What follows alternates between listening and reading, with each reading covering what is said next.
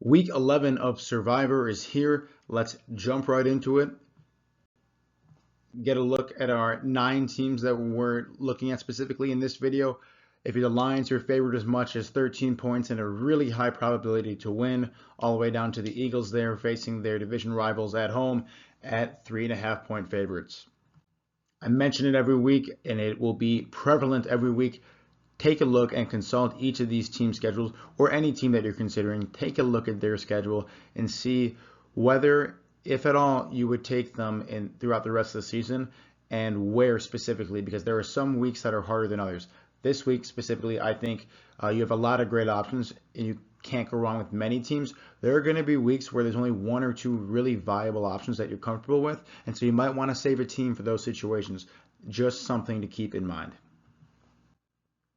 And with that, let's go to the teams that I'm a little bit cautious about. And the one that I'll start with is this Jets game here. And this makes me nervous a little bit because the Jets just are such a volatile team this year when you don't really know what to expect, especially out of the quarterback play with Aaron Rodgers. You've seen them even after the acquisition and trade for Devonta Adams with some great weapons at wide receiver between him and Garrett Wilson, that this offense still struggles, even despite having great running backs with Braylon Allen backing up Breece Hall at running back. They have so many weapons on this team, and yet I see this Jets team struggle from time to time. They should win most of the games that they play, given the talent level, but that simply has not been the case. You know, it's just hard to put faith in this team. You're looking at the Jets. It's funny in this matchup, they're actually ranked lower than the Colts in PFF overall ranking. I got the Jets here at number 22 overall, and the Colts are number 17 overall. And that's because, honestly, the Colts have been more consistent. I just think they have a lot less talent on their roster. The big thing that the Colts have going for them in this game specifically is they have the number 1 rushing block team. So Jonathan Taylor, we all know how great he is. Part of the reason is because of how strong that Colts offensive line has been, particularly in the run block game. And you go up against a Jets team that has the 4th worst ranked run defense according to PFF, and overall their run defense is letting up the 8th most yards per game out of any defense. So this is a relative strength for the Colts. The biggest strength for the Colts, their run game and their run blocking game, going up against a very susceptible Jets run D. That's one extra reason to make me nervous about this game. You expect Aaron Rodgers to win, but that expectation is proven faulty time and time again throughout this season. It makes me very wary to pick the Jets, especially when they're only favored by 4 at home. The other game I'll talk about, just because it is a division game and a close spread, is this Eagles one. I personally think the Eagles win this game and cover the 3.5 points, but Jaden Daniels and this Commanders team have surprised me week in and week out this year. Cliff Kingsbury, the new offensive coordinator, has really transformed this offense into a top 7 offense according to PFF in the league. And if you look at the eyeball test, it's one of the best, just behind a great run game and run scheme with Austin Eckler and Brian Robinson. And then the pass game, you're seeing Terry McLaurin and Jaden Daniels light up a ton, especially deep downfield. Veteran tight end Zach Ertz also bolstering this offense. The Eagles, though, aren't too far behind on an offensive perspective. Number 9 overall, according to PFF grade, is I'll keep speaking to, really behind their great offensive line and their great running back Saquon Barkley. The real differentiation in this game for me comes in the defense, where the Eagles have the number 1 overall defense grade, and just as importantly, the number 1 coverage grade in all of the NFL. And I think that's going to prove really tough for the Commanders and Jaden Daniels, as I don't think he's looked at a defense and faced a defense quite like this. I think the closest thing they got to was when the Commanders played the Bears, and you saw that offense struggle, and they, should have won that game and then should have lost that game. But regardless of the fact that Commanders often struggled to put up points against the Bears defense, this Eagles defense is better, and I would expect the Commanders to struggle. But it is a divisional game, and anything can happen, so always something to be wary of. But I'm personally bullish on the Eagles. It's just probably not the right time to take them against a Commanders team that is playing lights out this year at 7-3 and playing great football. Talking about the best pick, really hard not to take the Lions any week, let alone a week that they're favored by 13 and given an 88% chance to win. There's no surprise the Lions are the number 1 overall PFF team. The Jaguars are actually a little bit higher than you might expect at number 19 overall, even with a game with Mac Jones thrown in there. I'm scratching my head in this Jaguars team because at least offensively they got playmakers and they're just not getting it done. But defensively, they've just been abysmal and unable to stop most teams, except for this Vikings team the last week. I think the Jaguars have some life in them. I think they have more talent in them than their record shows. But against the best team in the league right now in the Lions, it's really hard for the Jaguars to even compete. I think they can cover the spread of 13, but I would be shocked if they somehow win this game. I think the Lions are a very safe pick this week and a pretty good one, especially given that they're going to be playing a couple of more divisional opponents, and even the Bears twice, which could prove to be a little bit of a challenge for them, as it does seemingly every year. So it might not be the worst time to take the Lions here, as this might be one of the heaviest favorites you see all season. And then the best value here is going to be the Dolphins. This is a Dolphins team that's 3-6, I want to say.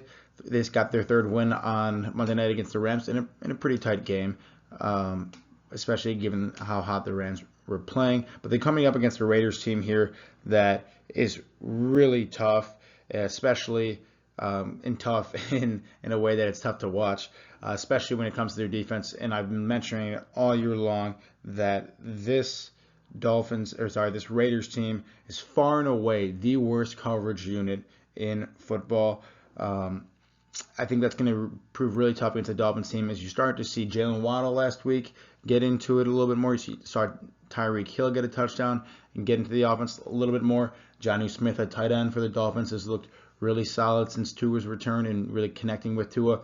And then Devon Achane out of the backfield at running back with a ton of speed is one of Tua's favorite targets as well. I just think that given the poor quarterback play that they've had for the Raiders, and especially their poor defensive play, it's really hard going up against a team like the Dolphins that is so pass heavy and has so many pass weapons that can really stretch the field. I just don't see how the Raiders can compete this game and put up enough points to match the output of the Dolphins, especially when it comes to big chunk plays that the Dolphins are known for. The Raiders offense, especially devoid of Devontae Adams now, is just not built for that, outside of maybe a couple looks at Brock Bowers, but that's not going to be enough to beat the Dolphins this game. A lot of value here with the Dolphins. Speaking to the other picks, you get a Texans game in the Battle of Texas when they're playing at the Cowboys. Dak Prescott out for the year for the Cowboys, so that makes this matchup much more manageable for the Texans. And there's only been one game here without Dak Prescott, so it's not a ton of the Cooper Rush numbers baked into the PFF grades. And even still, the Cowboys are the number 30th, the third worst team overall in all of the NFL through the first 10 weeks, which is astounding given the expectations that they had in the beginning of the season. But I think that ranking really stems from, if you've watched the Cowboys much this year, a lack of the ability to run the ball between the tackles and very poor defensive play really throughout the entire defense, whether it be the passing game, but especially their run defense too. So they're just really losing the line of scrimmage and abysmal both sides of the ball when it comes to the run game. Injuries have not helped them. Obviously, I just mentioned Dak being out. You get DeMarcus Lawrence and Micah Parsons. They're two stud DNs and really chess pieces on this defense out for a long time here, not helping their overall grade. Micah Parsons back and having an immediate impact when he's on the field, but just not enough for the Cowboys to really win games with the level of output of everyone else on the rest of this team. I do think having Parsons back another week can give this team a kick in the pants as they're at home, but I don't think it's going to be enough to beat the Texans here, with Dak Prescott out this week and the rest of the season. Here's another game I'm pretty interested in, but a divisional matchup at home, I should say, for the 49ers here. As they host the Seahawks, they beat the Seahawks on the road earlier this year on a Thursday night football game, favored by 6.5 points here, and I'm really liking the Seahawks here this week again. The Seahawks have a top 5 passing offense, which makes them scary, and you see game in and game out Geno and the rest of this receiving core lighting up the stat sheet in terms of passing yards per game. But where the Seahawks and Geno struggles are the turnover department, as interceptions have been plaguing the Seahawks team too. Getting a healthy DK Metcalf off the bye is going to help the Seahawks team, and really the bye week is going to help everyone in the Seahawks team, but it's still an incredibly tough matchup as they're facing the 49ers, who have the number one coverage, the top rated coverage, tied with the Eagles in all the NFL. So while the relative strength of the Seahawks game is going to be passing the ball and stretching downfield, they're going up against the tie for the best coverage defense in all of football. You got Demo Lenore getting that massive contract recently for the 49ers at cornerback too. Just, again, bolstering that defense for the long-term future.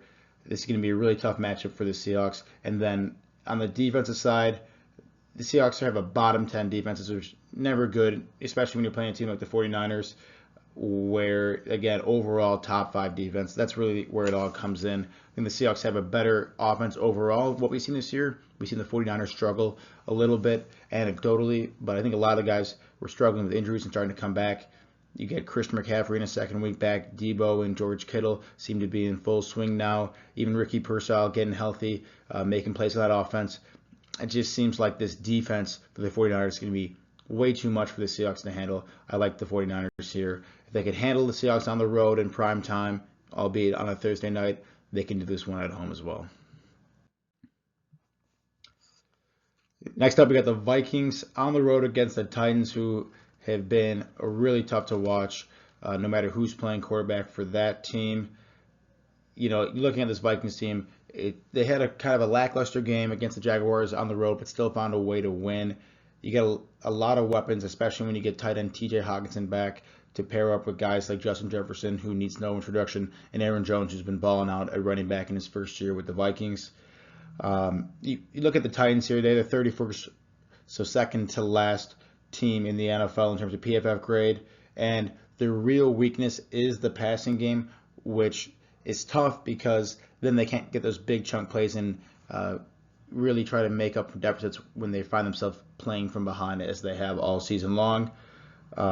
You get the Titans, who have, looking at my notes, their defense, while you're going to hear the media talk a lot about how the Titans have the number one defense in terms of yards per game, they have the 15th overall PFF graded defense. And the reason I don't like this yards per game stat that everyone's throwing out there, it's because they're punting the ball so often and giving the opponent's offense such short fields that they don't need to put up many yards to put up plenty of points and beat them, and then just run the clock out and time manage that game. So I think this Titans defense, while solid, again 15th overall, is not as good as people are making it out to seem, simply because yards per game isn't the only metric that you need to look at when evaluating this defense here.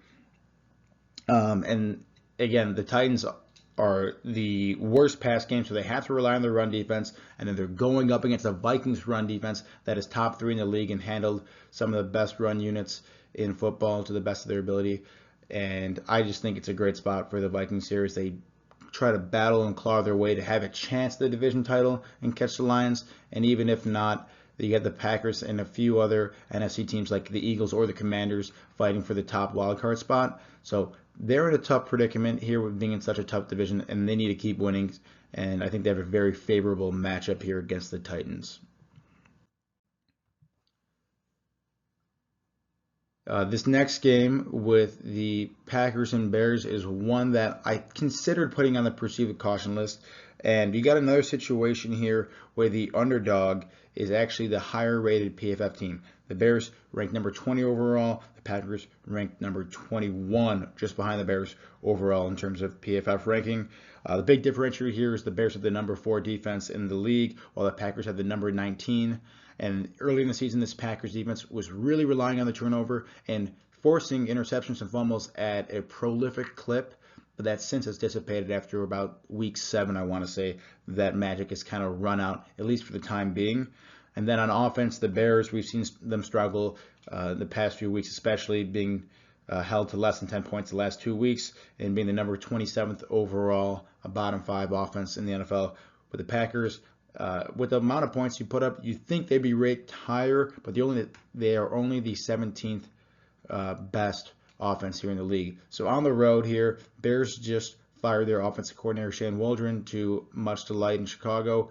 It has yet to be seen, and will be very intriguing to see how this Bears offense produces with some new play calling.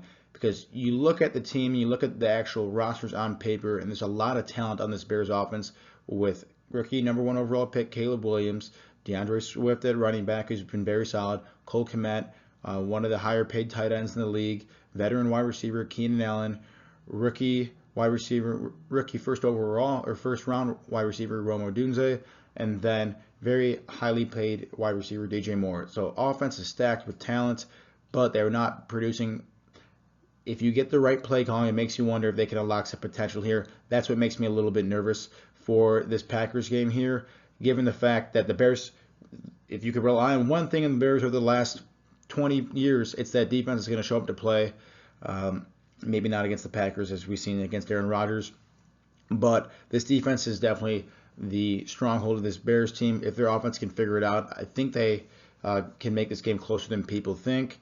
That might be optimistic though, so the Packers seem like a solid pick. But one of these days, with all the talent they have in this Bears roster, they have to figure it out. If not, there's going to be a lot of unhappy personnel there that's going to be wanting out of Chicago. I think we're getting closer to that every day. Last game to talk about is another road game with the Rams on the road against the Patriots here. This one actually concerns me a little bit too for the Rams here as a pick. One, being on the road in Foxborough this late in the year is never an easy thing, no matter who's the coach of the Patriots. And another thing is the Patriots are slowly climbing up the PFF overall ranking grade as with Drake May, this team has started to look a lot better, and it seems like that his effect is trickling on other parts of the team where there's a little bit more life and moxie among this team. And maybe it stems from head coach Gerard Mayo calling this defense soft. I don't know what it is, but this Patriots team is starting to look better and better with each week. And then another thing that concerns me is that the Rams have a bottom 3 coverage grade in the league. And so that opens up a lot of doors for the Patriots to find ways to match the Rams' point total and get big chunk plays and keep themselves in the game.